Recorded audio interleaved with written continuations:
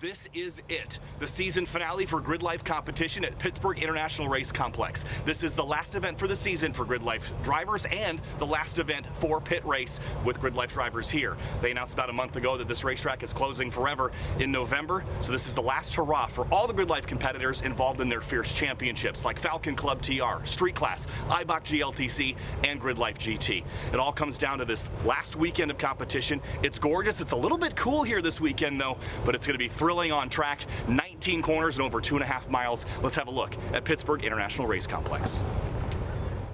2.7 miles and 19 corners. This racetrack is about 25 years old, and unfortunately in about a month it will be no longer. So this is the last opportunity to enjoy Pittsburgh International Race Complex. Fast turn 1 and 2 that carries you up to turns 3 and 4. This first turn is incredibly quick. You come up over a blind crest and throttle down to turn 3, where you then jump on the brakes, Alex Moss, into turns 3, 4, and 5. This is such a fun section. Yeah, really good fun. Turn 2 is kind of scary. I got to drive this track for the first time about 20 minutes ago.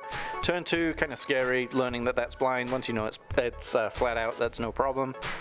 3, 4, 5 is super fun complex, really late braking, using that compression at the bottom to get the car turned in for turn 5. And then, as you were saying this morning, the crawl up the hill, where it looks like there's been a little bit of a wildlife impact there too. Yeah, sounds like we had a groundhog get hit earlier, but here's a preview for day 1 here at Pittsburgh International Race Complex. Welcome to Pittsburgh International Race Complex for day 1 of Gridlife Pit Race, the season finale for Gridlife competition. Today we're going to be watching primarily the Gridlife Track Battle Championship as the drivers set out for their first of their 3 qualifying heats. There'll be Mario Moroni, Evan McLaren, and Peter Granberg going for the title, and it came down to just 0.03 of a second between them last year. And we'll get a bit of a preview of that alongside the battles in IBOC GLTC, where Matan Rosenberg and Eric Cattell will get their first practice laps on their Falcon tires, getting set for their epic battle with just 8 points between them. We'll see how they line up for race 1 after qualifying this afternoon. Plenty more, including Drift, Gridlife GT, and some Rush Series action coming your way. Well, Gridlife track battle this morning was incredibly fierce, and in 5 of our 7 categories, Alex, we had track records fall, but we also had some practice for our wheel-to-wheel series, including the Gridlife Rush series. No longer do they have a championship to fight or contend with anymore. That's all wrapped up. Ryan Leach is your champion, but this weekend is just sort of an encore for this championship, and they got their first time on the racetrack this morning. Yeah, even with nothing to fight for, and who says nothing to fight for, you still got the weekend to fight for, you still got competition here, you still get to have fun with these cars on track, and what can be better than that? Yeah, then an Eibach GLTC, the first of the practice sessions earlier today. Ayrton Grimm pulling double duty in similar liveried cars in his Rush SR and his MX-5, and a handful of other drivers making returns to Gridlife competition this weekend, including Eric Meadows. There's Eric Magnuson back in Eibach GLTC trim.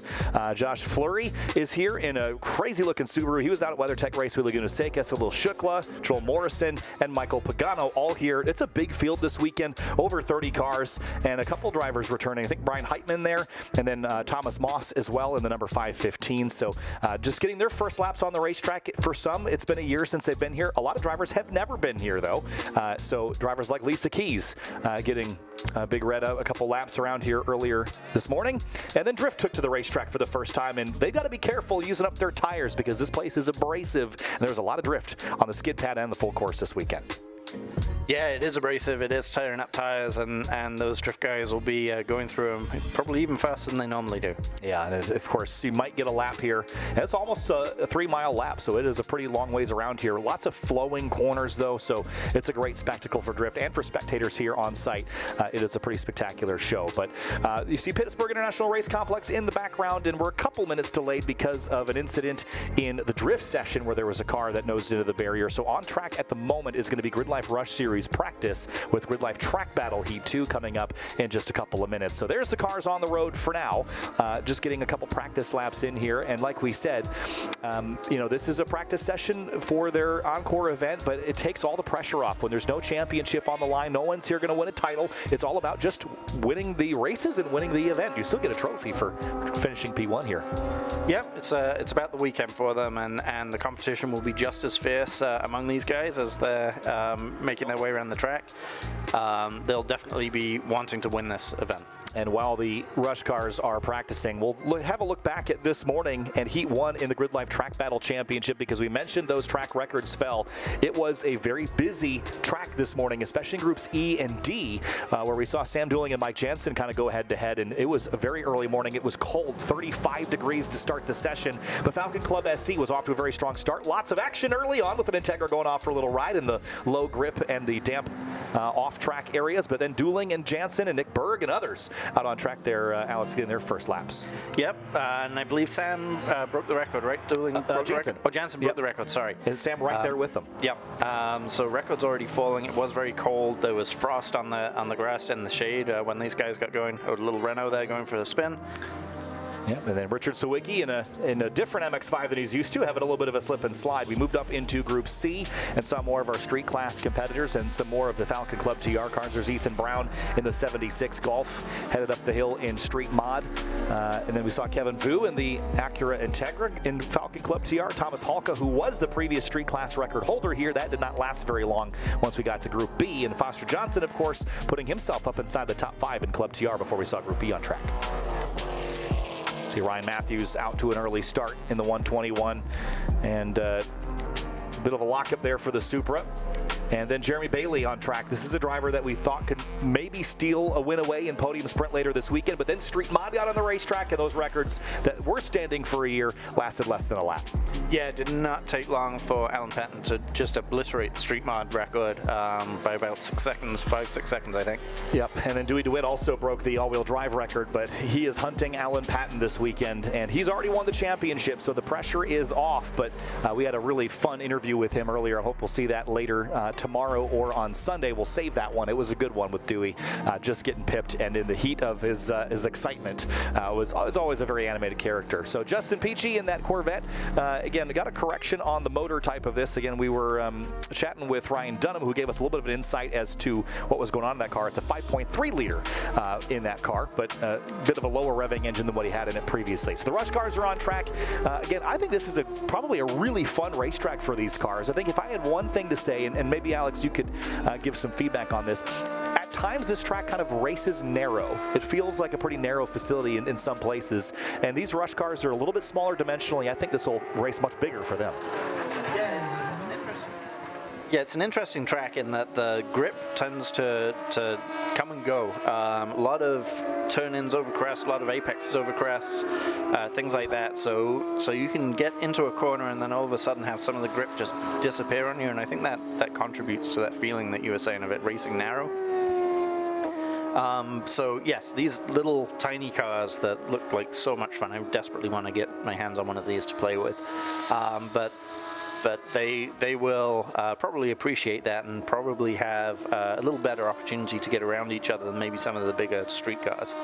And Jalen Batley currently the quickest here in this practice session, and Ayrton Grimm right behind him. And Grimm had purchased this car about mid-season. They had been renting cars for Ayrton for a little while, and he'd also been participating in IBOC GLTC, has a couple of top 10s to his name, had a really strong finish at Michelin Raceway Road Atlanta earlier in the year, but had a little bit of trouble getting this Rush SR car up to speed in the category, but this weekend already looking very, very strong. I'm not sure what they've figured out or if Ayrton has more experience here at this particular racetrack, but sitting P2 right behind Jalen Batley is not a bad place to be, though that gap from first to second is pretty sizable at the moment, about 1.2 seconds.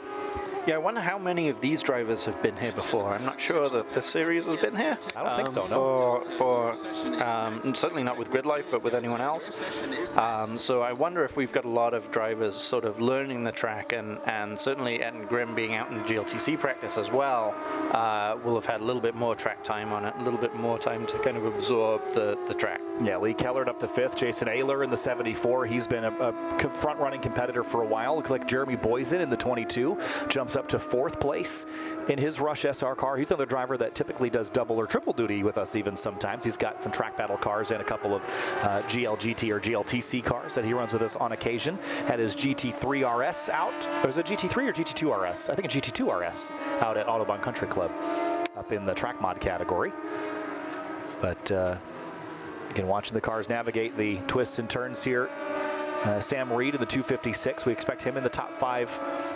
Paul Click in the 71, down in 16th place. Got a chance to talk with him yesterday. He was excited to be back for the tail end of the season. AJ Campo out on track as well.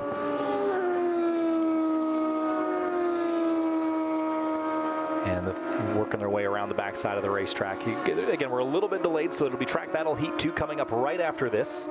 So we get a little bit of bonus action. We weren't planning on streaming the Rush practice session here, Alex, but why not at this stage? Trouble. AJ Campo and what's the car to her left there behind the timing and scoring. Didn't quite get the number on that car, but she's gotten tangled up. This is down at turn 5. And tricky braking zone here. You got the compression in your favor at the tail end of the corner, Alex, but that's a pretty high action spot of the racetrack, that 3-4-5 complex. Yep, it is. The track swings left to right. That also might contribute to that narrow feeling that there's very few turns where you've got the same direction following the same direction. There's a lot of lefts then right, then left then right at this track, which means you're crossing the track an awful lot. But yeah, diving down that hill, it does seem to be a little bit of a bravery test on how late you can brake and use that compression to get the car turned in to go back up the hill at turn 5. Yeah, Lee Kellert back up to 5th, Desjardins and Anderson dropping inside the top 5 as well.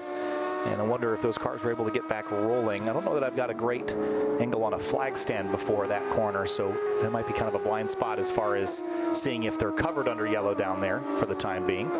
But there's a look at the 99. That's Anderson, and then right behind is Rob Desjardins in the 81. And they're 3 and 4 right now on the racetrack. Yep, and that's turn 5 there, so it's clear they got those cars out of the way, which is obviously good. Yeah, it didn't look like there was a lot of bodywork damage either. Looked like it might have just been a tangling together or maybe just stalling the car and having to get it refired. And sometimes hot race cars don't necessarily like to turn back on super easily. Yeah, and it could be. I'm not sure we actually saw any contact there. It could have been a case of one car spinning and the second one reacting to it and just getting out the way, you know. That can cause a mistake too. Certainly. So car headed back down around the backside of the racetrack, turn 12 off in the distance there. That's such a fun corner, but you come up over 13 here to the left, and then 14's another blind turn. And there's a nice short curb right there at the apex that you can kind of jump on your way down the hill. Such a cool part of the track that kind of puts you on the limit, especially in something like a street GT car where you don't have a lot of aero. Coming up over that crest at full tilt, it's got to be pretty exciting. And then we saw in a little bit of practice, we were playing around with the fire laps inclusion, the GL GT cars, over 135 miles an hour down there for some of the GT cars into turn 17. What were you doing in the S2000? I have no idea. Didn't even probably have a chance to look at the dash. No, you can probably tell me better than I can with the fire laps data, but not sure. For me, it's learning the track, feeling the car out, and I don't know what lap times I ran. I don't know what speed I was hitting. I know I've got a long way to go. Yeah. There's Jalen Batley, your leader in the practice session, and was just frustratingly second to one of his compatriots at Autobahn Country Club. Just was so close every single session and never was quite able to come out on top there. A full second ahead of Edmund Grimm in second place for fastest times of this session. Yeah. He hasn't reset that in a while, though. It was a 52.069 to start, so it seems like he's kind of bottomed out there. But if you're going to bottom out anywhere, a second clear of the next competitor is a great place to be. He was battling Bryce Merzberger back at Autobahn Country Club, and notable that, again, their points battle was pretty tight. They were 7th and 8th at the tail end of the season, so no points on the line again for the season, but Jalen is here hopefully to pick himself up a first-place trophy this weekend, and if this is any indication, I think he's off to a very strong start.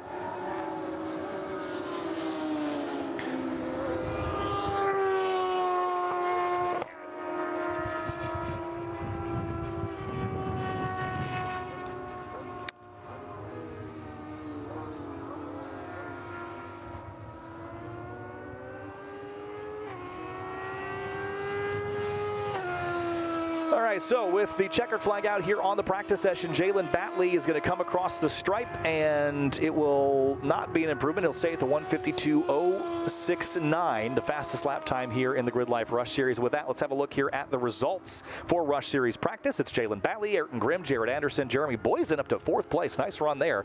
And Rob Desjardins in 5th. Then Lee Keller, Ayler, the Trip Stout. Actually, Boysen's got 2 entries on there. Maybe there's one car that's being rented and one that's not. We'll have to sort that out. But Nick, you see Desjardins actually changed the order there right at the end of the left-hand side of the screen, so that will change the results just a little bit. But that's it for Gridlife Rush Series practice. It'll be Track Battle Heat 2 coming up in just a few minutes.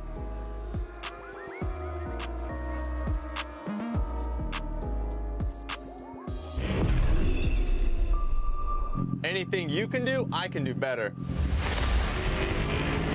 I'm faster than you. Yeah, well, I'm gnarlier than you. I get more sideways. I'm louder. Much louder. I get wilder than you. You sure about that, bro? Harder, slicker, cooler, tougher. Let's go. So what you got?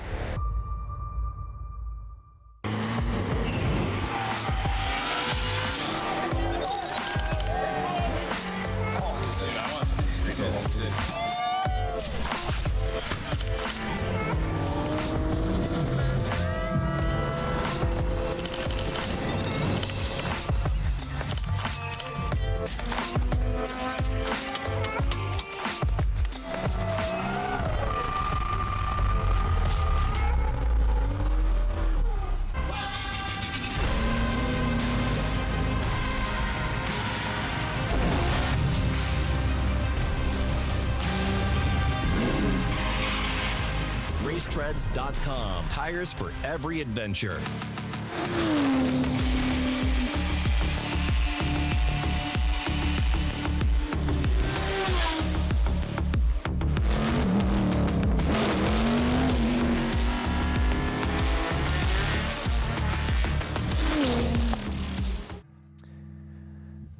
Well, the marketing for the Gridlife Pit Race event was one last chance, one last event for the season, one last event for Gridlife at Pit Race. With the news that this racetrack, this beautiful facility, is closing at the tail end of the year, this is the one last opportunity to put your name in the record books in the Gridlife Track Battle Championship. Welcome back to Gridlife Pit Race. My name is Kyle Heyer, joined by Alex Moss, who's so gratefully let me steal his time this weekend for the Track Battle coverage. And we saw track records just get obliterated earlier, but Heat 2, now everyone's got some lap times under their belt. We're going to be focusing primarily on Falcon Club SC, the cars with the pink stickers.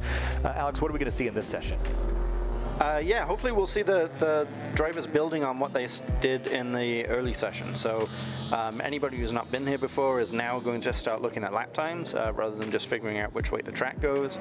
People who have been here before, who've set that baseline, are going to start trying to find areas they can improve on that. Maybe trying different lines, braking a little bit deeper, using more power, those kinds of things to try and get around this track just a little bit quicker than they did this morning. Yeah, so now that you've got a couple laps under your belt, like you said, I mean, this allows you to be a little braver. And, you know, with a racetrack that is new to you, how long does it take for you to feel confident and comfortable? Given, let's assume that you're in a car that you're familiar with. Does it take you one session? Does it take you 3 sessions? Does it take you 3 years? How long does it take? Yeah, I mean, most tracks are easy to learn, difficult to master. So you'll always be improving, I think. But I think in the first 2 sessions, you learn where the track goes. Third session, you're probably starting to really push braking zones and things like that. When me personally, when I find myself really attacking braking zones, then I know that I'm getting to know the track. But really what I find is the second day, when I can go to bed thinking I've got everything out of the car at the end of day 1 and just sleeping on it and waking up day 2, there's more in there, and I start finding that with a big jump on the morning of day 2. So, cars working their way around for the warm-up lap here, and again, track records at the top of the screen. Now, we did see Jansen slightly pip that this morning. I don't think they've updated the record quite yet, but it's good just to leave it there for reference of where we are in the weekend and where we are as far as lap times. I feel safe to say that we could see a 209 in the Club SC category this weekend. We've seen other records fall by over a second. Well, I think one of the things in the favor of track records falling more significantly this weekend is that we haven't really had that many events here. 2022, we had a small time attack field. In 2024, we came back for our season finale with a full field, but that was only 1 year. And it usually takes drivers a couple of years to build up a really solid notebook for that racetrack, whether it's a mental notebook for how they drive it or a physical notebook for how their car is set up. I would really expect all these classes to continue to see records drop throughout the rest of the weekend here. Yeah, certainly a possibility, especially Club SC, where we've got the new tires this year that we haven't had in the past, and I think Club TR as well. So that's definitely a possibility to see things just keep improving throughout the weekend. So on their first flying lap, and I have not really had a super close look at that red car. I don't exactly know what I'm looking at, and Alex, maybe I could lean on you for what that car potentially is. If I look at my heat order, I should be able to figure it out. It's just one of those tracks that one of these cars that I don't have a ton of experience. Oh, is that 519? It's MR2. It is the first gen MR2, isn't it? Okay, yeah, I haven't seen one that old in track battle competition before, but kind of a unique chassis to use for this. Now, the MR2, is the second gens in particular, were known for having sort of that snap oversteer issue. I'm curious if you have any knowledge on what the characteristics of a first gen MR2 are like on the racetrack. I do not, other than they're old and probably not as good as a modern car. So that's really my exposure to them. Yeah. There's a car off track over there, one of the Civics, I think. And the answer to the question of what the Renault was earlier, it's a Renault Twingo. Twingo, okay. Which feels like the very apropos name for a car that little. But that's Anthony Collard that's driving that, the number 550. So hopefully we'll see that car on track again. Super short wheelbase, probably a tricky car to handle in these really high speed, kind of transient back and forth maneuvers without a lot of aero, but really interesting car. Yeah, I imagine it's very eager to change directions. Yeah, as we saw. Where would you get a Renault if in the U.S.? Canada, maybe? I think they sold them in Canada, didn't they? Maybe, yeah. That's cool, though. It could have been a race car. I mean, there's a lot of, this small touring cup type cars in Europe, or series in Europe, so maybe pulling one over from Europe, although that one does not look like a beat-up race car. So across the stripe here for the first cars of the day. We'll get the timing and scoring up for you in just a moment, but as they come across the stripe, there we go. There's, see the first times come across. Now that MR2 is in Club TR, and I don't think Collard had a time pop over that time across the stripe. Amos Winter did, though, 2:14.876 in the street class Porsche. None of the Club SC cars. There we go. There's David Best coming across the stripe there. I was waiting to see what they had run in Club SC. Nick Berg at a 2:16. The time to beat in Club SC so far is Mike Jansen's 2:10.722. But that's the 619 car, not the 519. I was looking on my entry list, so I don't have a 519, but in fact it's not. So,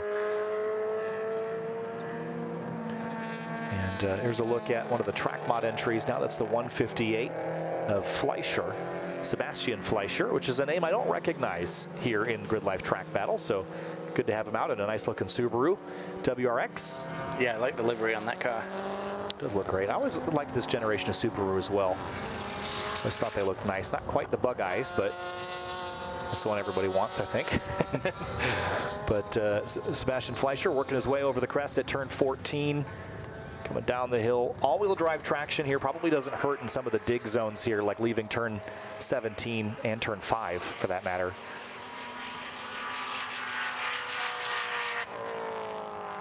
Yeah, and he was actually jumping off the binders, or onto the binders right at that apex of turn 16, which we talked about earlier, the sort of transition back to the right before you have to hit the brakes. If your braking performance isn't super strong, or it's, not necessarily measuring up to the power level you have, that could be really scary to have to brake while you're turning the car. Yeah, it can be sketchy. Also, any cars that might be susceptible to pad knockback, they're going to get the pads knocked back right as they go through that little kink potentially, and that will cause some uneven braking across the axles, which can always lead to just a little bit of excitement as you hit the brakes. Just a little bit, why not? And then Fleischer, trouble for the 114, and they're actually doing a very nice job of backing up behind the wall. And the 114 is Bronson McNemer. Yeah, does a great job of getting out of the way there and preserving that session, getting that car hidden from all the other cars. Yeah, Bronson's in a completely different car than he normally is, too, so that's something to note. So did a great job getting out of the way. There is Sam Dooling in the number 370. Now, runner-up in the championship. Again, I think a really solid season with a win back at Lime Rock Park. I know he'd like to go out on a high note.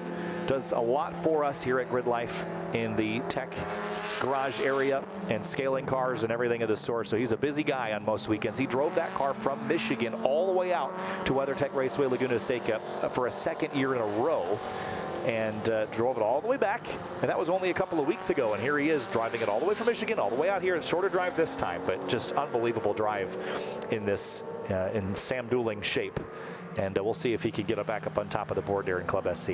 Yeah, I don't think I want to do that in a stock fit, never mind one that's all race prepped and no doubt stiff and noisy and rattly and horrible to drive on the street. I feel like last year he had basically set it up to be more comfortable on the street. I don't recall if he had actually bothered to swap out the coilovers, but I think he had swapped out definitely wheels and tires, and he had done a couple other things to make it more streetable for that trip.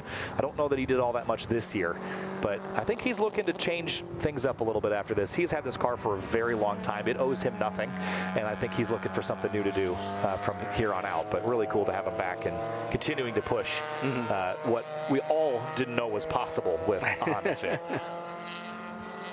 There's Tom Halka, was the previous record holder in street class. Again, the record wasn't anything incredibly super high. This car not necessarily at the very pointy end of the rule set, but Turn-In Concepts certainly knows how to get the job done this weekend. They have a handful of cars here, including Tom's son Joshua, who is hunting the street class season title. But Tom started the year with, he had an ankle injury that prevented him from running at Carolina Motorsports Park, so was a little bit behind in the season. But for the rest of the year, I think we've seen him at a couple of times as we see a black flag out, and I wonder if that could be related to Bronson McNemer's. Oh no, this is not. This is the Renault again. Yep. Anthony Collard in the tire bundles, and unfortunately, he's kind of gotten into that pretty significantly.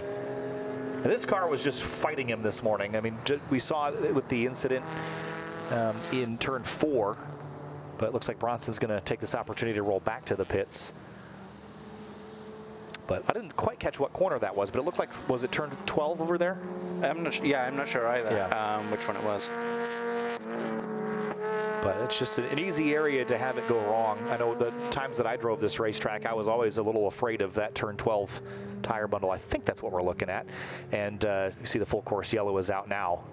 And you see the tire marks going straight towards the tire bundle there. And you can see a whole bunch of other tire marks from people going off here. And the reason why this is tricky is you're coming out of a right-hand kink, and just like you are at the end of the lap, you're setting up for this right-hander. It's very easy to drop a tire, very easy to lock up.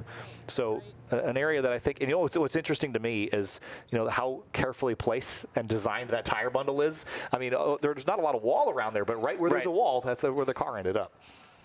So again, that's great circuit design. And this is an Alan Wilson track, by the way, so a lot of the courses we go to that are not considered, you know, we go to a lot of the quote-unquote pro tracks like Road America, Lime Rock Park, WeatherTech Raceway, Laguna Seca, but a lot of the club tracks that we go to, Autobahn Country Club, CMP, Gingerman Raceway, and here at Pit Race, these are designed by Alan Wilson, who's designed quite a few other tracks, including Barber Motorsports Park, which is very popular. But they all sort of have the Alan Wilson kind of kinked corners, I call them. Yep. So very similar in sort of how you attack them. I think Autobahn and CMP have a lot of similarities if you've driven both of those. I haven't. I've driven Autobahn a lot, but never been to CMP yet. So I haven't seen that. But yeah, you know, now you mention it, certainly Autobahn has a couple of those kink corners. Barbara as well, I'm familiar with, and love that track actually, and that has a couple of kink corners. Yeah, and as you're saying, you've got a pretty high speed right-hand kink here into a braking zone before you go off into that right-hander, and I just wonder if, you know, got 2 tires off, or the car just didn't, or had that uneven braking that I talked about potentially as well, and couldn't get it to turn in. Yeah, and again, had just run a 208.473, and I think that was the best time that he had managed so far by a pretty good bit, and probably wringing the neck of that car to get it to do a 208 around here. And, you know, a short wheelbase car in those high-speed corners, they don't have a lot of length to help settle them down, so they're going to be pretty wild. Yep. And you don't have a lot of power to pull yourself out of a sideways situation either, so they are little tricky cars to drive. Yeah, my experience with driving setup front-wheel drive cars as they are set up to turn somewhat unnaturally, eagerly, to get them to handle well. And so it's not always doing exactly what I would expect from a car like that as well. Yeah, so it looked like he was all right, though. Had the door open. Just a frustrating day for Anthony Collard with the incident in Heat 1 and then into the wall here in Heat number 2. But they'll go to work with that barrier repair, and we'll get back underway here pretty shortly. And again, having a look at a couple other drivers that are topping the charts. David Best right now in Club SC, Bolton, and then Dave Laps in that Chevrolet Cobalt that we saw at Autobahn Country Club. Cobalt SS, actually, more specifically. There is a big difference between the normal the normal Cobalt and the SS. And Eric Nur down there in P5. Yeah, the chairs are super small. I'll try to work on that.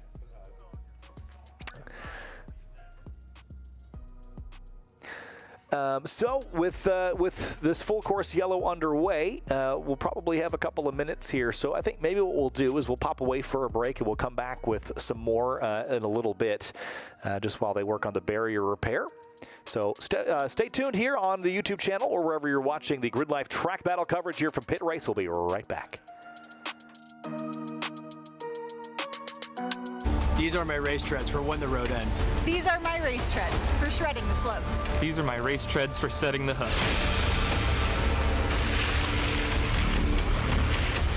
Racetreads.com. Tires for every adventure.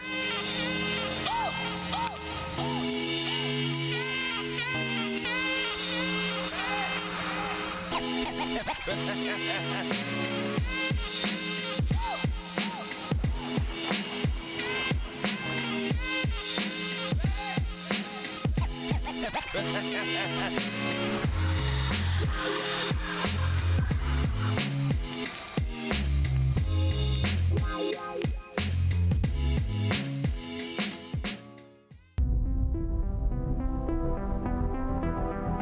we modify our cars, we do it to feel a greater connection, a more responsive feel between ourselves and the road.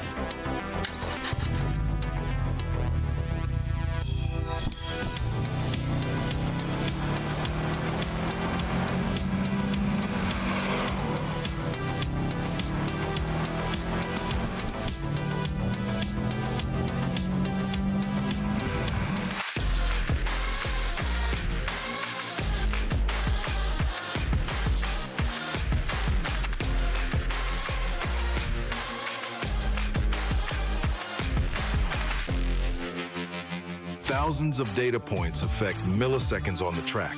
You've got the data bud. Do you know how to use it? Firelapse is the driver development platform that makes data simple and actionable. And with Firelink, your sessions upload automatically and coaching insights show up instantly. Visualize clearly, share easily, improve every time you drive. Powered by machine learning and real driver data, Firelapse helps you train with purpose and race with confidence.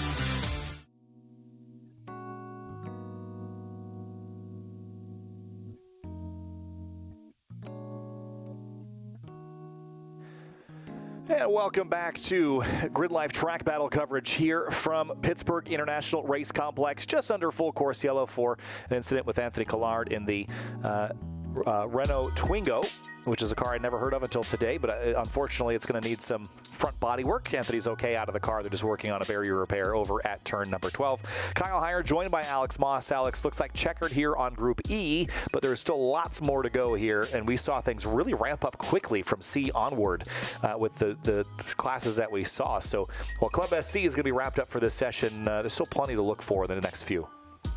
Yeah, we'll be seeing a lot of competitors from, Club TR, from Track Mod, from Street Mod, and then even some unlimited cars. Hopefully we'll see Jimmy Rock go out there and maybe reset the overall record. And that was, I think, now held. I mean, Unlimited certainly has its own record book, but now it is Alan Patton that holds the overall track record.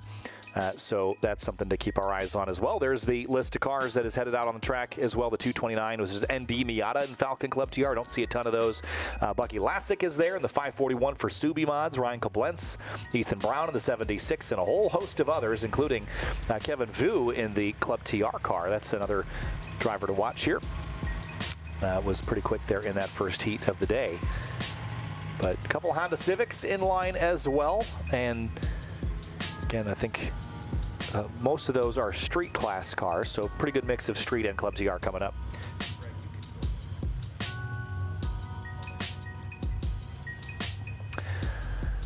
So Chris Cavar in the 811 is also set up to go there in that nice looking EG Honda Civic, and a whole host of others. Nice wide wheels on that Civic, the 973 Luke Peglione, and there's Kevin Horn as well, the purple FRS.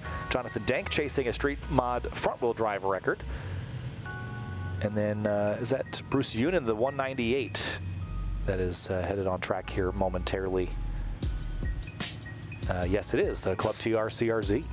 Love those cars. I've always liked the way those look, those little successors to the CRX, yeah. And I've always been a huge fan of those. I almost bought one because you can get them with a manual transmission as well. They're a hybrid car, but you can get them with a stick shift.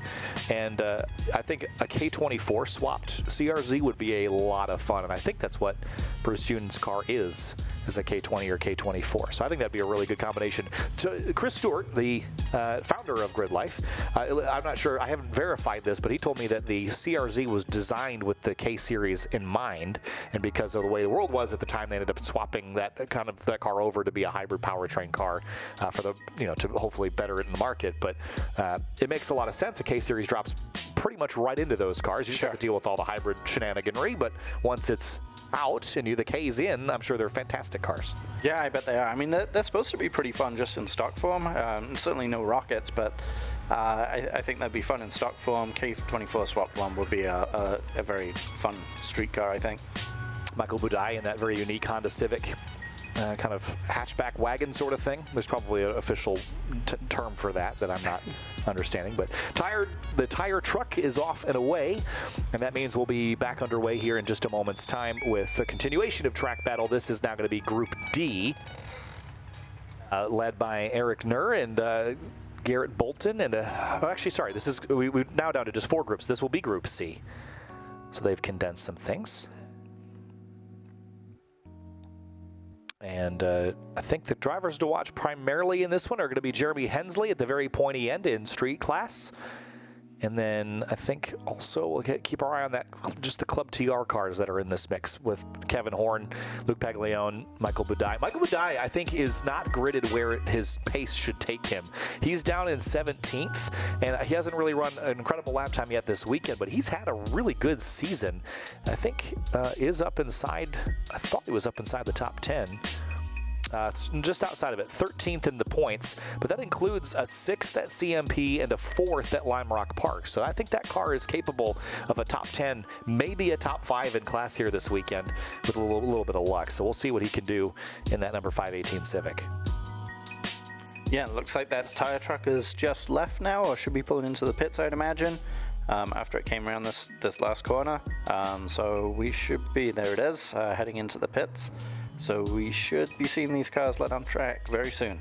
And when they do, again, we'll keep our eyes on. I don't think we'll see a lot of record breaking in this particular session, but when we get to B and A, I have a pretty good feeling that, you know, we saw 5 of the 7 classes have records broken this morning. It's just going to likely continue. I mean, with that being the first session of the weekend, I know it's a little warmer than it was when we started, but I don't know that it's going to really prevent drivers from going faster because they've learned so much in those first heats of the day. But there goes Jeremy Hensley, and the field's off and away. Ethan Brown, Kevin Vu, and the rest. Yeah, I think I think this session, while we won't see any records broken, like you said, might be a good indicator to see if drivers are still setting personal bests in this session, and that will kind of inform us for the last 2 groups that go out. And I think all the other drivers will probably be keeping their eye on it as well, because, you know, guys like Dewey or, you know, even Alan Patton. Alan Patton smashed the track record, but if he sees that everyone's going quicker in this session, why not go back out? How much more can you smash it by becomes the new fun thing to do. Really a big fan of that ND Miata that's at the very pointy end of this grid. And that, I believe, is Nick Erlenbach in the 229. Best time of the day so far at 2 minutes, .030. And again, we spoke about it briefly in the first heat, but the ND generation Miata is probably the only modern car that is actually a real car that is under 2,300 pounds. And yeah, there are some compromises with that. It's not something that you would want to use every day to drive across the country or maybe even go to work in the middle of the winter, but it is, you know, a very normal, otherwise normal car that, you know, 2250 as far as weight and, you know, 180 something horsepower. That's great power to weight, and they have this nice soft, playful suspension. But when you stiffen them up and you give them some aero, I think they really are threatening to this Club TR fight. Yeah, they're great cars, and really hats off to Mazda to keep producing this car, because nobody is really producing the small, lightweight roadster anymore, like you mentioned. It's just Mazda out there doing it, and so that's great to have that car on the market, because we don't get these used shells for race cars without them selling new. I think it's still true that the MX-5 is only purchasable as a manual transmission vehicle. Is that still accurate? I thought they had NDs as automatics. They also have the hard top, the retractable hard top that adds a ton of weight to it. But this is the one you want, the soft top with the manual, and yeah, that's the track one. Yeah, super playful cars, and I think, you know, to talk to Tom O'Gorman, I think he still agrees that this is one of the best chassis you can get. He's got a BRZ, so that tells you maybe he voted with his dollars one way, but for like a lot of people that are that have this as a second vehicle, I think the MX-5 is great. And pull over to the right there. You saw a little cloud of dust, didn't you? Yep, it put two wheels off, getting out of the way there. Maybe a little too eager to get out of the way. Yeah, there's Ethan Brown in the Street Mod GTI. Looks like he's sort of working up to pace at the moment. And headed up and around towards turn 4.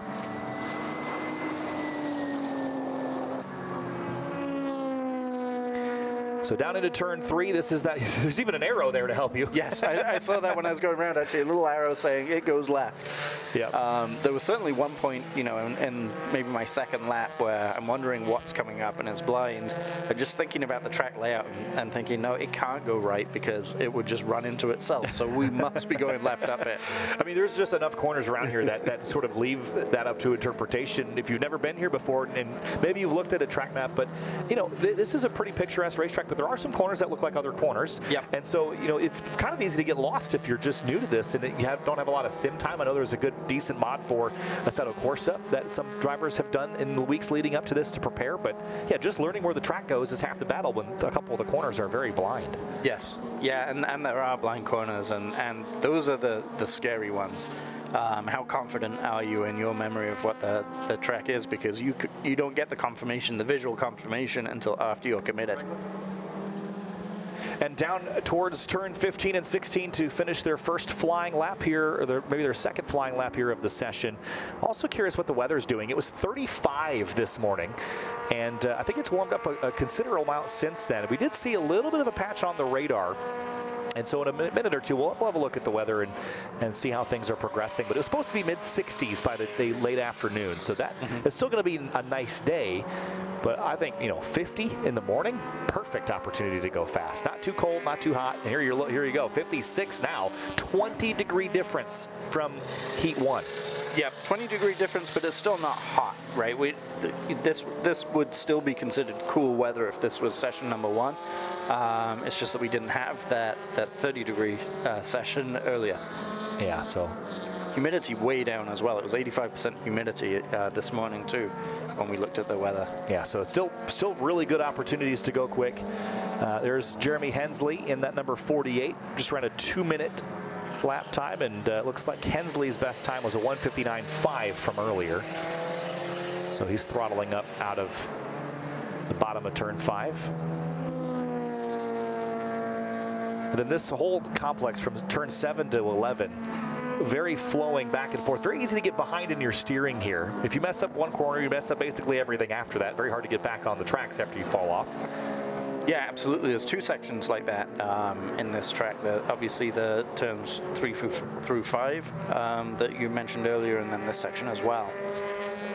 Kevin Vu's gone faster in Club TR than he did this morning, 158.4, and he had done about a 2:01 before, so that's a pretty good bit of time picked up.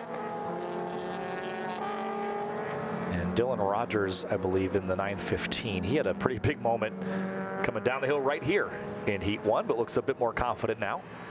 Yep, a lot more composed. NB generation Miata of the 4 that we recognize. There was a couple facelifts along the way, but the motorsport fans and you know, car culture has basically divided it up into NA, NB, NC, and ND, and this is generation number 2. And we're seeing a lot more of the 3rd generation cars these days. The NC model, which many would argue was sort of the ugly duckling of the group, but they still have underneath a very similar performance capability. And it was during the ownership that Ford had of Mazda, so there was some crossover between parts from that car and the Mazda RX-8, which was a slightly beefier chassis, but used a lot of the same parts. So you could actually swap parts from the RX-8 onto the NC generation MX-5. Looks like Chris Nahill might have had a little slip up there at turn 17. Sure does. Looks like he's going into self-report. Maybe he went 4 off. Yeah. Easy spot to do it. That is such a slow corner. I think I recall doing it maybe 35, maybe 40 on 200 treadwear tires. But Luke Paglione in the Acura Integra. Across the stripe there, a 204. And for Paglione, 201. 201, sorry. Yep. He just improved, so that puts him up the order a pretty good bit from where he was. So he was at a 202.506 last session out. So pick up for the Integra, 201.111. And he's got sort of a very slicked off nose on this car. At least it appears that way. Yeah, it definitely looks like some motorsports aftermarket bumper, doesn't it? And it's got wide front fenders on there, and that bumper's molded into those fenders, or at least follows the extra width of the fenders. I know aero is a big topic in Falcon Club TR because the parity is so tight that any little advantage you can find, you see Jeremy Bailey blocking off his lower bumper on his FRS. So, you know, anything that you can find that will make the car make a little bit more downforce, be a little slicker in a straight line, you'll make those changes. And then, of course, the other thing that this simplifies is the splitters, as far as where you measure them from, because that, you know, that's always a big topic of discussion. And the splitter needs to be measured from the vertical surface at which it meets. And it makes it real simple. If you have like basically an air dam for a nose, it makes that measurement very straightforward. Ethan Brown, I think, is off pace here. Is he? He's kind of sweeping over to the right. Still hucking it in there in the 76. Yep, I think he's on it. And headed up the hill. Hensley improved again. Erlenbach in that MX-5 up to fourth, and now to, or third and then to fourth, because Jason Gatos jumps into second place. And then the 375 of Marciano. That's Giles Marciano in a Honda Civic Type R. That's the 375. I think that's the red FK8 that we saw out on track, or at least in grid. Yeah, and he's improved this session by about 2 seconds over his previous session, it looks like. So definitely drivers going faster here than they were earlier in the morning. That's good news to the drivers in the subsequent heats, especially at the pointy end of the Club TR group, whether it be McLaren or Peter Granberg or Mario Moroni. Just to know that other drivers are making improvements, that means that they are likely to do so as well. And there's a lot of heats, 7 heats this weekend, and we've already completed 1. So you have this and 5 more after that. Now, not all of them are going to be ideal. I don't think the tail end of today nor the tail end of tomorrow will really be the best chances to go, but I think the speeds that we're going to see this morning are probably co-requisite with what we'll see tomorrow and Sunday. So we're going to have a lot of record-breaking and very, very close battles. A lot of opportunities to make those battles even closer, too. If the parity is such that we'll see a close battle, we have plenty of opportunity to get there. Yeah. And looking at the top times on each of our tickers here, so all of the classes, Track Mod, Street Mod, Street, and Club TR, all of these drivers in this session are a couple of seconds at least faster than their times from this morning. So we are seeing that improvement that we suspected we were going to see. Kevin Horn of the 71. 202.528, but not yet in the top 5 in Club TR at the moment. And Kevin, I thought that his plan with this car was eventually to go running an Eibach GLTC. And, you know, you never really like to, I don't like to talk about time attack as a stepping stone to anything, because it's not. This is the top level of this kind of competition here in grassroots motorsport here in North America, one could argue, right? So I don't necessarily know that there's sort of a graduating process or anything of the sort, but there is sort of an undeniable correlation between the rule sets of Club TR and the rule sets of Eibach GLTC, such that you could build your car to Falcon Club TR at a slightly lower prep, and then if you want to put a roll cage in it and put the fire suppression in it, you could enter it in GLTC at some point. But I think, you know, the typical path as far as building a car seems to be, you know, you do all the low prep stuff first and then you make it a race car. But as far as driving capability, we honestly see a lot of time attackers, you know, going to GLTC or wheel-to-wheel. And we also see some wheel-to-wheel guys going the other way when they burn up all their cash trying to beat everyone else head-to-head in the same category. You know, it's great to have the different choices to choose from. Yeah, I think they're very different disciplines. Obviously, they have a very similar aspect of being able to control and drive a car quickly on a racetrack. I almost think of time attack as more of those sprinters that are in, you know, athletics, doing the 100-meter sprint, 200-meter sprint, those kinds of things. Whereas wheel-to-wheel racing is more like a team sport, you know, that you're playing where strategy comes into play. You're reacting to your competitors a lot more. So you can make up for maybe a slight deficit in athleticism with your strategy and the way you approach and the way you react to other drivers around there. Obviously, you need that athleticism. You need to be able to drive a car quickly to succeed in GLTC, but you need more than that as well. Whereas in time attack, it's a lot more just raw pace that you're looking at. It's also, the competitions are a little bit different. GLTC is very much a rule set designed with parity in mind. We want the cars to all have equal capability, or if you build your particular car to the maximum extent of the rules, it should match every other car that's built to the maximum extent of the rules. That's not the same as in time attack.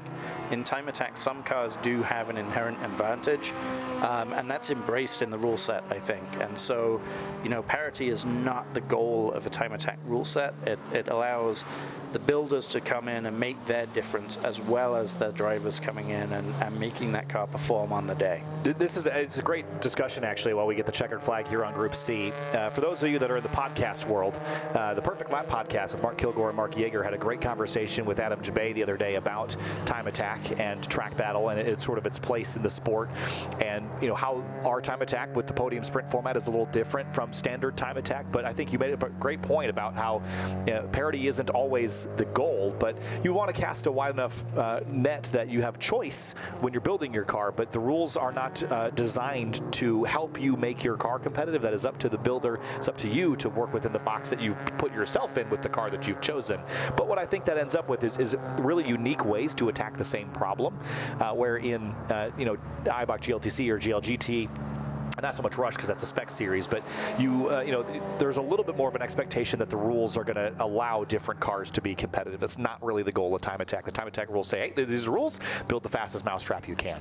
Yep, exactly, and there's a little bit difference to the attitude towards it as well. So the idea of torturing the rules or finding the gray areas in the rules to find an advantage is a lot more I wouldn't even go as far as to say acceptable, but it's even encouraged in time attack, right? Finding those clever loopholes is what we're supposed to do in time attack, whereas finding those clever loopholes is really not the intent of the wheel-to-wheel races, or at least the wheel-to-wheel races that Gridlife puts on. They want the series to have that parity, to have the cars being equal, and make it a much more pure drivers competition than time attack is intended to be. So cars are headed back around here to complete their cool-down lap, and in just a minute we'll head on track with Group B. Now, primarily in this one, it's going to be, well, actually, I don't want to even say primarily. It's a pretty good mix of Club TR, Track Mod, Street GT. So I don't think we have any unlimited. And yeah, so it's going to be busy out on the racetrack. For those of you that are familiar or not familiar with TrackBattle and how I tell what class is what car and so on and so forth, we've done a cool color coding thing here for you. So on the cars, on the bottom of the number board and on the banner, there's going to be a color that is associated with the timing and scoring graphics. The graphics on the left-hand side of the screen will show the best lap time of a driver's session, and we're comparing that with times from the weekend so we can let you know if someone has improved or broken a record or so on and so forth. We're going to basically be showing you the 4 classes that are most relevant at any given time, and we'll swap those out as we see fit. So we're going to leave Club TR there because in the earlier session, all the Club TR cars were contained in Group B, that none made it to Group A, but now there will be some Club TR cars in Group A. It will be Evan McLaren and Peter Granberg. So the top 2 of Club TR will run in the group after this one. Mario Moroni is going to head out in Group B, though, so he's going to have a lot of street class cars and Club TR cars and other cars to navigate on track here. It's going to be very busy. 20 cars on track with a pretty sizable, well, I guess it's 4 seconds from Cody Umba, the top seed, to Adam Roble, the bottom seed. So in theory, this is actually a pretty tight grouping. Yeah, it is a tight grouping. We should be settling down now into our appropriate positions, grid spots to start out with, so we shouldn't be experiencing the same traffic that we saw first thing this morning. Club TR, we still have Stan Feingold if he makes it out there. We saw him have an issue earlier, and Jeremy Bailey to potentially watch for potential records there. And then obviously we've got some of the Street GT, I think, in here as well, right? Yeah, a couple. Stephen Chang is in here. Street GT, we don't have a ton of entries this weekend, but I think the primary Street GT battle will be happening in A. So Stan Feingold is on track. That's great news because we thought that car had some kind of huge failure earlier, but whatever it was, he was able to patch it back up and he's back on course. That's great. There's Cody Umba, the street class top seed here in this heat. And right now he'll be chasing Bucky Lasik in the 541. Lasik did a 1:59.515. Umba did 4 seconds quicker than that earlier, so he should go back on top when we start getting lap times on the board. Down the hill here through turn 14. Stan using a lot of curb there on driver's right. I think you're probably a bit more comfortable using that. This is, again, the first generation twin, you call them, with the FRS BRZ, but this is actually a 2017 model year car, or actually 2020 model year car when it was the Toyota 86. So it's got the facelift version. It had a little bit more power from factory, 205 compared to 200 initially, but that car has a K24 in it now, so no longer the Subaru style Boxer. And here is the 574, which I don't think we had on there. That's Zach Joe in the Lamborghini Gallardo, which we've seen this car at times throughout the year. Super unique car, and makes some great V10 noises. Yeah, saw some smoke there in the background, and now we've got slow running Subaru. Yep. Yeah, Devon Hoffman. That doesn't look good for Devon. No, it looked like it was coming from maybe the left side of the car, though, so I wonder if it was tire related. We'll see when she comes down the hill what smoke is trailing her, but she's had a pretty good season. A lot of changes to that car, but pretty slow roll down the hill. There's Zach Cho in the 574. I'll bet you this car is just a pile of fun to drive around a track like this. But I would think so, yeah. I mean, how couldn't you have a smile on your face driving one of those? Just the soundtrack alone. Yeah. Devon's still rolling at pretty good clip. Yeah. But there definitely was some smoke from somewhere. That's coming from the exhaust, I think. Oh, boy. From under the car. Yeah. Hopefully it's not dropping fluid, because the car has gone a long way. Yeah, hazards are on, so I imagine she'll be heading into the pit lane here pretty shortly. Just a little bit of smoke. I don't see anything trailing, but when it's wispy smoke like that, it could be laying down that real thin film. But it's really the line of fluid that's bad news. So I can't tell if that's coming out of the exhaust or from under the car. Yeah, whatever it is, it doesn't seem severe, but if I had to vote for my car smoking or not smoking, I would choose the not smoking every time. Every time. Unless I'm drifting, of course, but unlikely I'll be doing that anytime soon. Here comes Zach Chow in the 574 again, the Zestec car. And here's Stephen Chang, one of our straight GT competitors that you were talking about, the 868. And Chang is in command of this BMW M3, E90 generation of BMW. Stan Feingold at a 57.3. And Stan in the last session did a 56.1, so not quite to where he was. Jeremy Bailey at a 58.8. He was also quicker in Heat 1, but this is just the first lap of this session. We'll see what they've got here. Now, the other thing to consider is that we've had a couple of drift cars on track too already. So that also seems to hamper the grip level throughout the afternoon once they bake some rubber into the road. Seemed like there's maybe a little bit of a miscommunication between these two cars coming down the hill out of 14. Connor Gallagher is going to head into the pit lane near that number 2 Nissan GTR. That's another street GT class car. Here comes Chang. And Joshua Halka is on track as well. That's a car we have to keep our eyes on, the 777 Subaru. Trying to get back to Andy Holst's time. That was a pretty unbelievable smash of the track record, a 151.127. And Foster Johnson's gone around for a loop. That's at the exit of turn 2.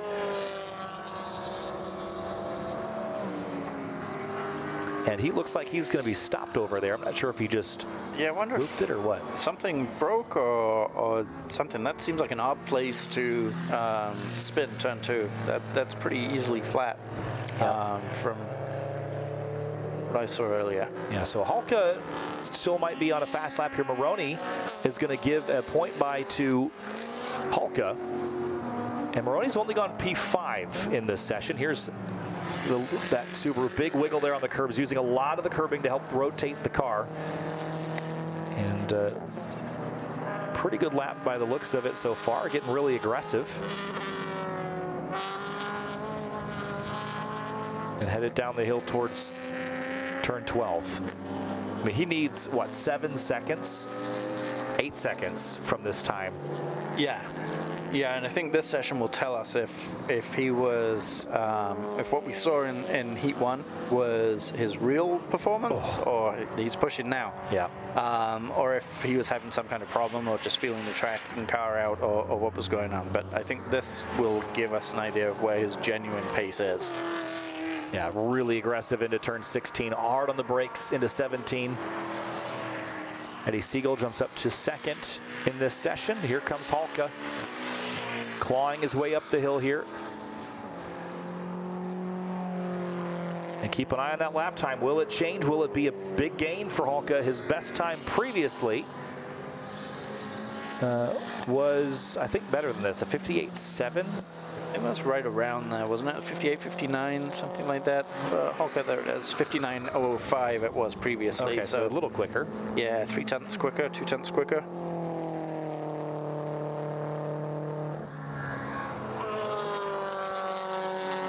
And off into turn 3, we'll see if he can go for another fast flyer here. What about, okay, so we talked about how unlimited cars in the past, you know, maybe even track mod, you get 1 or 2 good laps. What about the street and street mod class cars? What are you running, try to 2 or 3 laps strung together, or 1 and slow down and do another one, or what's the general strategy for most drivers?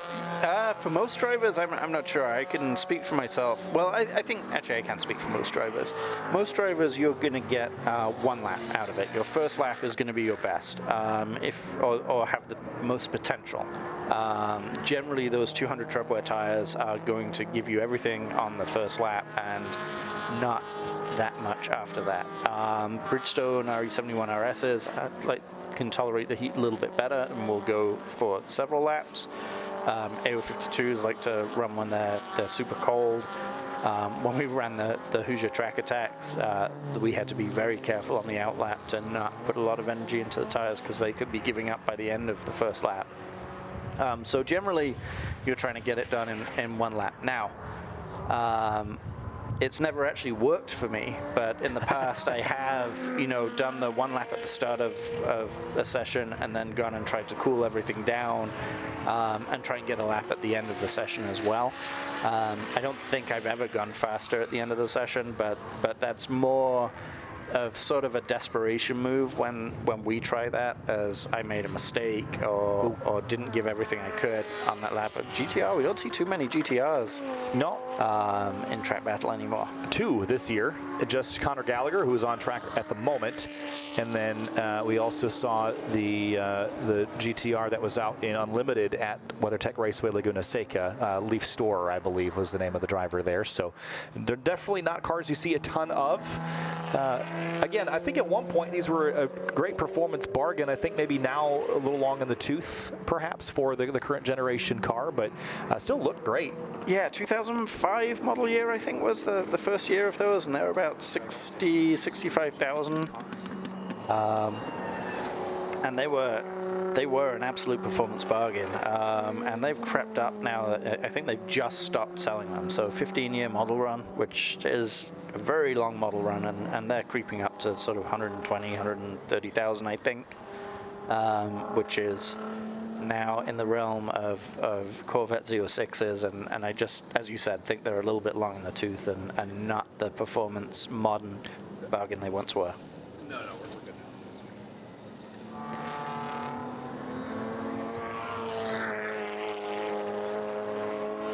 So Conor Gallagher working his way back around here, and note that he's not in the top 5 there in the Street GT category, so still has a little bit of time to find, and I think his best time previously was a 1:57.563, so he hasn't been as quick this time around. Yeah, he's going to pit in. A lot of weight for those cars as well. At least in 2005, they were very heavy cars. I think they were like knocking on 4,000 pounds, I think, which was heavy back then. Now not as heavy, but still pretty heavy. Yeah, so checkered is out. Cody Umba heading down the hill. He's currently the fastest driver in street class in this second heat. Again, we didn't really see a lot out of Halka in this session. It's a little bit surprising. I'm sure we'll see him get up to speed. We talked about this last week. I want to pull up the conversation that I had with, for Devon, it was power steering. She just sent me a message. Thanks, Devon, for that update. So that's less severe than something motor related, which is great. But for Joshua Halka, we were sort of talking about pit race because he wasn't here last year, and he had made a comment about how he wasn't a big fan of this place. And what did he tell me here? I guess he had run a champ car race here a couple of years ago and crashed in it, and just hasn't been there in a couple of years. So I think he's kind of learning the track and working back up to it. So that's probably why we don't see him at the pointy end of street at the moment. But once he figures it back out again, it's going to be a dangerous time for Andy Holst. But Andy, I think, is sitting pretty right now, pretty good portion above the rest in street class. Yeah, an accident will certainly temper your opinion of a racetrack. It's one of those things that we never like to see, never want to experience, and so if it does happen, unfortunately, you tend not to revisit like to revisit the scene of the crime. So Cody Umba, I think all these drivers have collected the checker. They'll head back to the pits this time. And we'll get Group A out on the racetrack. And Group A is going to be very busy. We've had this sort of topic this year because we're running these heats back based on pace rather than by class. And because of that, we end up with basically all the front runners in almost every class sans Club SC in one heat. So it'll be very busy on the road. And if you're following along, just keep your eye on the timing and scoring. We'll drop out probably Street GT for a bit to watch Street Mod, and then Unlimited will have to get on there as well. But it looks like they're going to do a little sweep or just checking this track surface here. I didn't see anybody going off there. I wonder if they're just checking if Devon dropped any oil. If it was power steering fluid, it could have, I suppose. Not sure exactly what they're looking for there because we didn't see any big issues, I didn't think. No, I didn't see it either. So we're going to go out and check the racetrack. And Alex, Group A, anticipating here any more records broken, or do you think the track seems not quite as good as we might think? Whichever way I predict it's going to go the other way.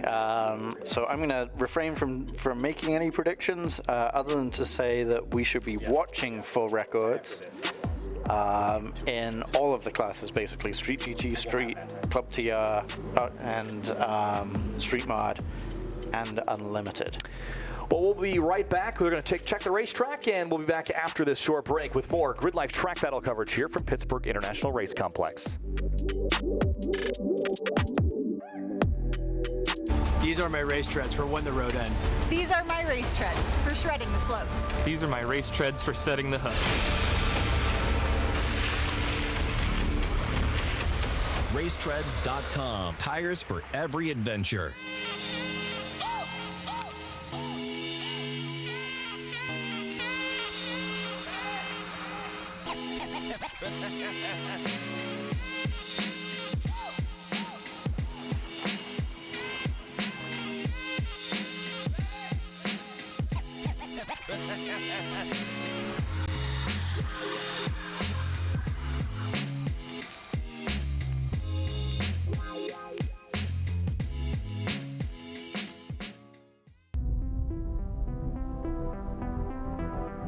When we modify our cars, we do it to feel a greater connection, a more responsive feel between ourselves and the road.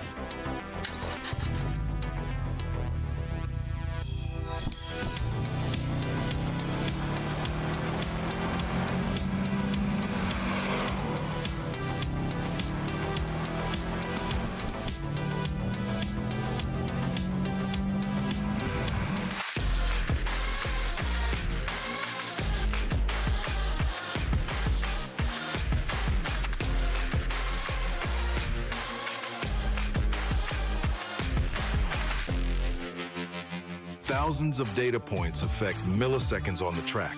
You've got the data, but do you know how to use it? Firelapse is the driver development platform that makes data simple and actionable. And with Firelink, your sessions upload automatically and coaching insights show up instantly. Visualize clearly, share easily, improve every time you drive. Powered by machine learning and real driver data, Firelapse helps you train with purpose and race with confidence.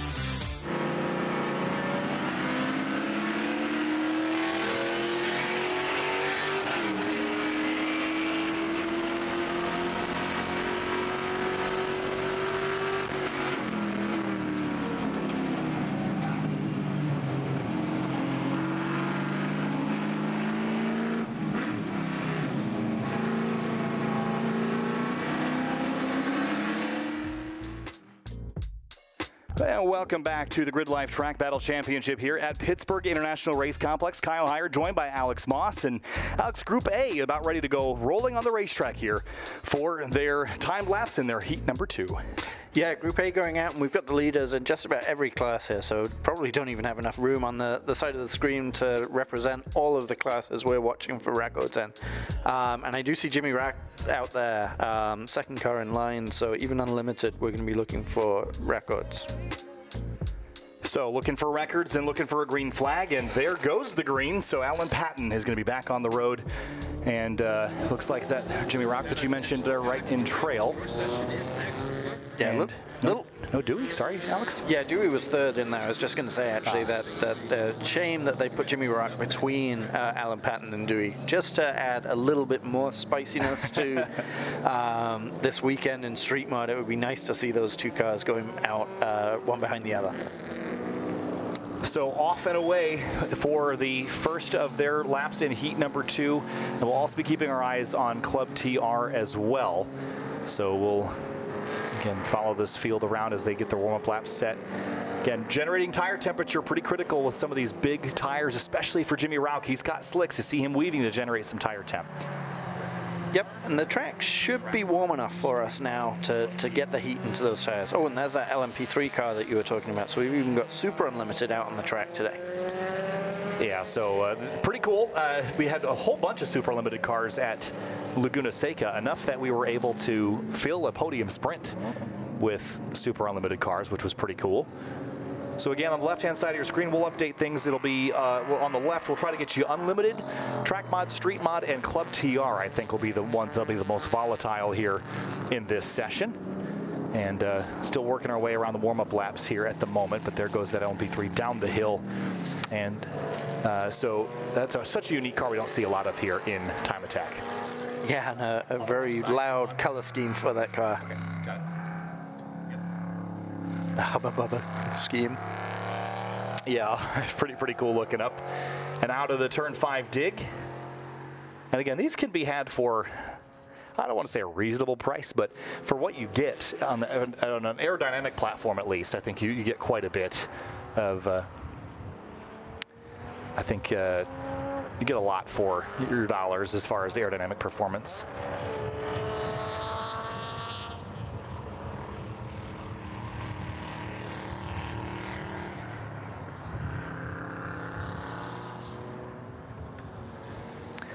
So working their way around, I think warming up this car will probably be also the engine as well. This is not quite the F1 level tech, but you know, some of these cars certainly like to have hot fluids circulating through them. But into the braking zone now. Oh, Dewey, too much into turn 1 and off and away. Yeah, I wonder if he had, it didn't look like he locked up, so don't think that was an ABS issue, probably just a little bit of driver error. Yeah, so just got in there really, really hot, tossed the thing off in the weeds. But Alan Patton, though, still on a charge, and Jimmy Rauch right behind him. So these two cars, the ones to watch now. Down into turn 5, Patton in the compression here. It's walking on him a little bit. Doesn't quite have the rear grip he needs. Jimmy Rauch with the front drive Civic certainly will. And charging up the hill, he's going to go on by. Patton gives way. Nice communication there. And Rauch in the Rauch's Trailers Honda Civic is charging. Yeah, certainly very good of Alan Patton to let Jimmy Rauch go by there.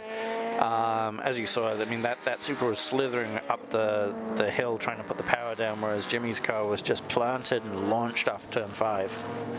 Yeah, so Jim working his way into turn 12 now. The track record that stands for Unlimited right now is a 149.573. Actually, and the all-wheel drive record, Dallas Reed, had a 151.095.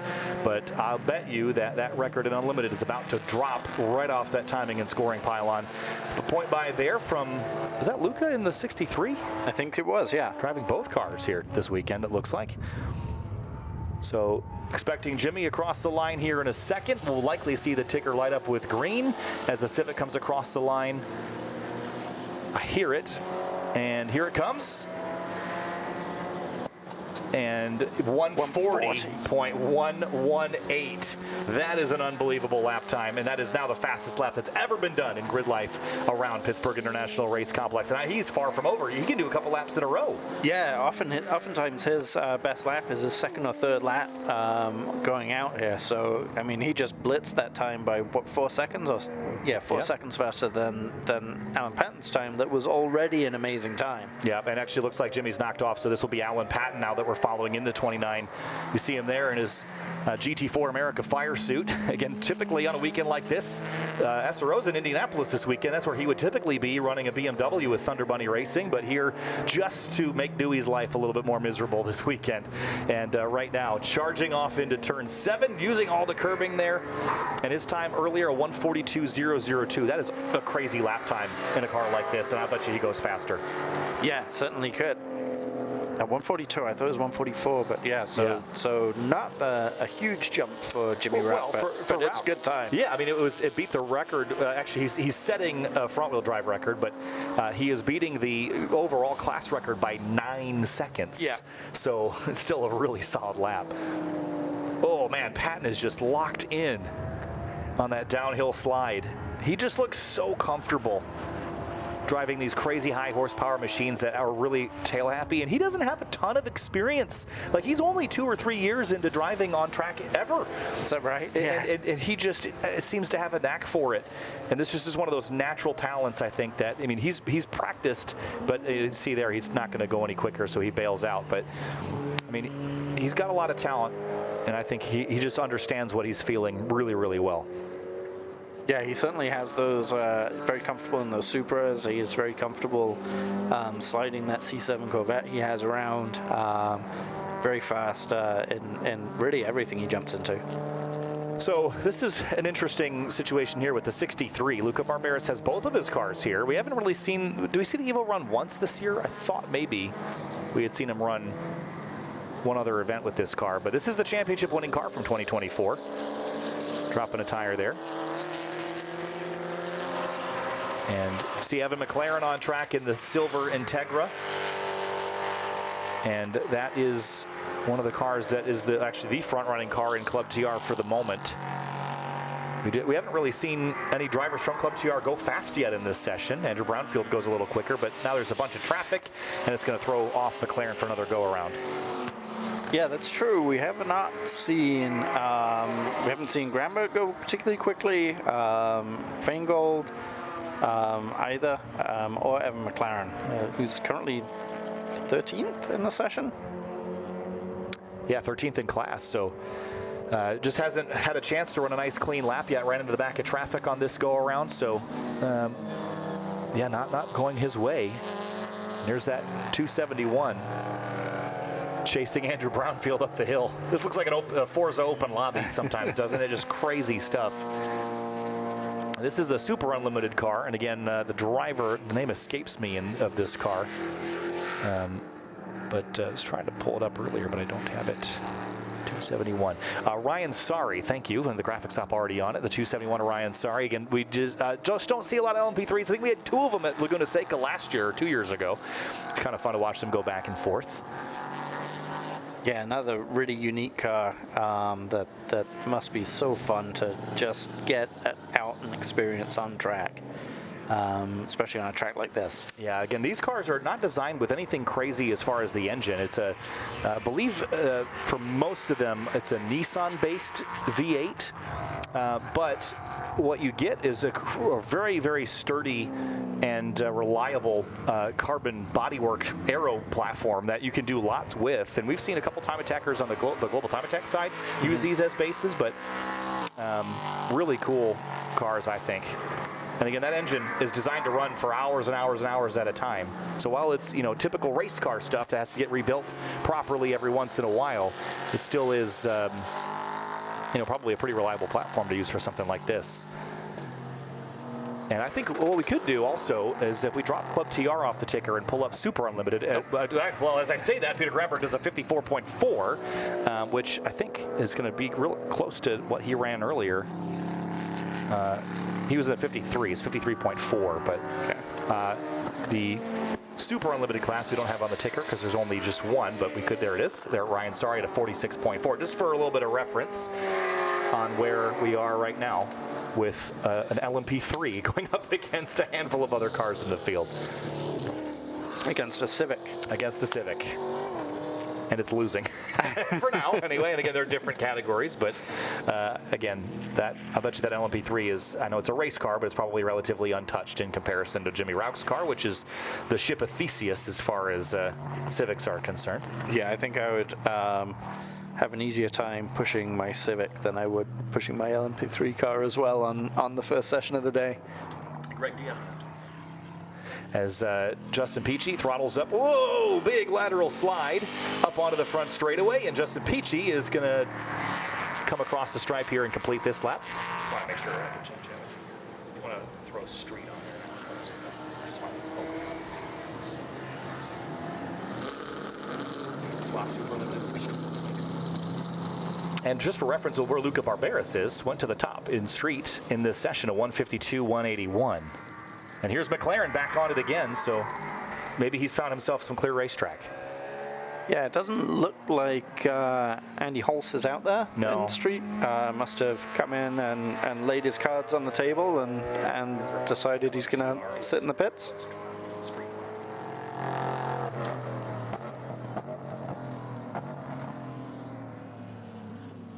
It's got gray stickers, so we'll show you that. You got it. Thanks. So Peter Granberg did improve a little bit on his best lap in this session, and this will be the last lap of the session as the checkered flag comes out. A 153.892 for Granberg, but McLaren on a quick lap as well. And so it looks like we've seen definitely some improvement, definitely some records. Igor Kesselov, and look at Chris Smith to the top of track mod, 149.719. And as far as track mod is concerned, that is going to put him second for the time being in the orange car. Now, I was told also he actually uses the rain light to communicate when he's on a cooldown lap, and that's a really nifty feature I hadn't considered. No, that's nice, and that's really good to for other drivers to know that not only is he on a cooldown lap so expect to catch him, but he's looking in his mirrors and looking to get out of the way as well. And the reason for that is even when you're not in the way, you're still kind of in the way because there's always that second guessing of what's going to happen with that car in front. So seeing the rain light on and seeing that, hey, I'm not going to be interfering with you is really great. Yeah, so Evan McLaren, no pickup that time and didn't even get inside the top 5 there, so that will not be a session that he'll use. Let's have a look here at the results. This is Club TR, so we'll see Peter Granberg, Kevin Vu, Adam Robold, Stan Feingold in the number 326, and Daniel Persing.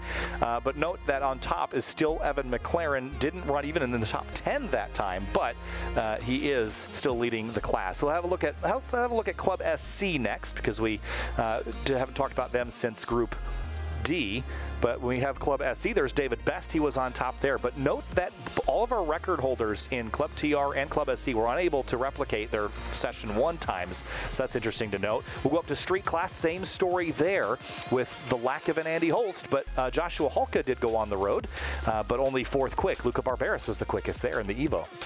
Yeah, very surprising actually that we see that difference there, and Luca's pretty close to Andy Holst and just a second behind him. Yeah, so it still could be more story there. And then in Street Mod, this is a little bit of a different story here, though it wasn't matching his lap time from before. Alan Patton still up on top in the number 29 over Dayton Delahousse and Evan English and Cameron Newman. Love the winner photo there for Alan with the Thunder Bunny ears. In Street GT, a pretty quiet session for Street GT. I don't even think we saw it. Oh, we did see Luke McGrew back out there. He did go right back to the top over Ryan Matthews and Evan Shagoglu. So Stephen Shang 4th, Brad Smith in 5th, and then in Track Mod, that's where we saw Chris Smith jump up to the very pointy end. Igor Kesselov right there in the mix, 149.151. Chris Boersma, P3, Andrew Brownfield, and David Bamforth. And then in Unlimited, this is where we saw a new track record get set, and it was on lap 1, Jim Rauch, a 140.118 here at Pit Race. Unbelievable. Great lap there by Briggs as well. Yeah, unreal times that we're seeing there.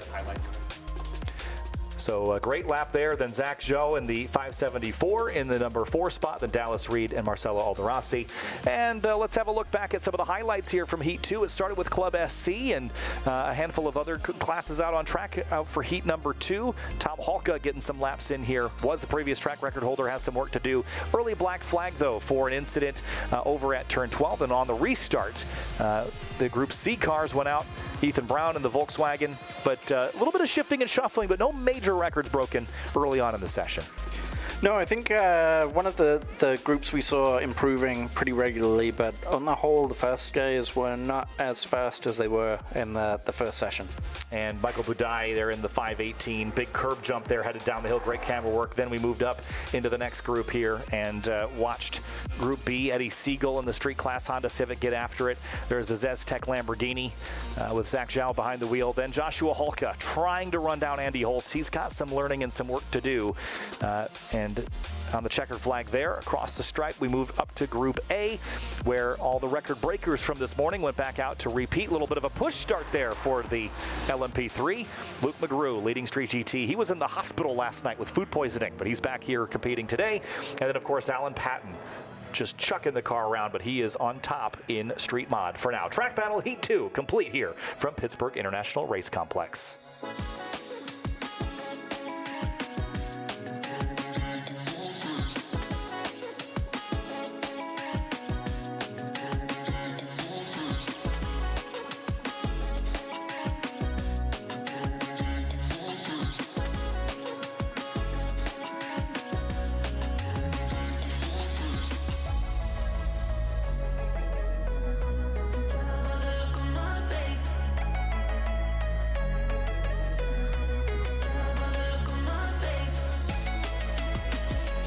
These are my race treads for when the road ends. These are my race treads for shredding the slopes. These are my race treads for setting the hook.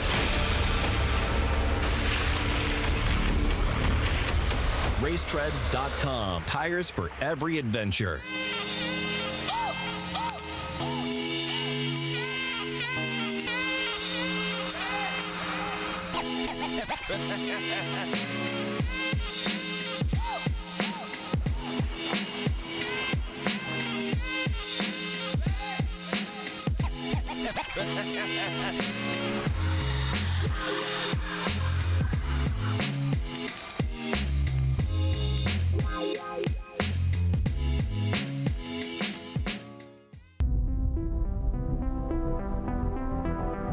When we modify our cars, we do it to feel a greater connection, a more responsive feel between ourselves and the road.